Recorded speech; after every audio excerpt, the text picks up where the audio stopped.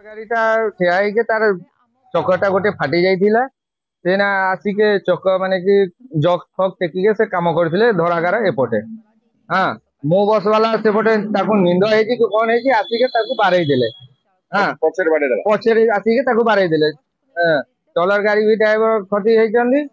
ଆଉ ଆମର ମୋ ବସ ରେ ଯେତେ ପ୍ୟାସେଞ୍ଜର ମାନେ ଥିଲେ ତାଙ୍କ 12-14 ଜଣ ମାନେ ଖଣ୍ଡିଆ ଖଣ୍ଡିଆ ହେଇଯାଇଛି। ଗୋଡ ଜଣଙ୍କର ଗୋଡ ଭାଙ୍ଗି ଯାଇଛି। ଏଇଠୁ ଗୋରେ ମାନେ ଭାଙ୍ଗି ଯାଇଛି। ଭାଙ୍ଗିଗଲା ପରେ ଆମେ ମାନେ ସମସ୍ତଙ୍କୁ ପିସିଆର ବାଲା ଫୋନ କରିଲୁ। ପିସିଆର ବାଲା ଫୋନ କରିକି 10-33 କୁ ବି ଫୋନ କରିଲୁ। ସେ ଆସିକି ମାନେ ସମସ୍ତ କରାଯାଇଥିବା ସୂଚନା ରହିଛି।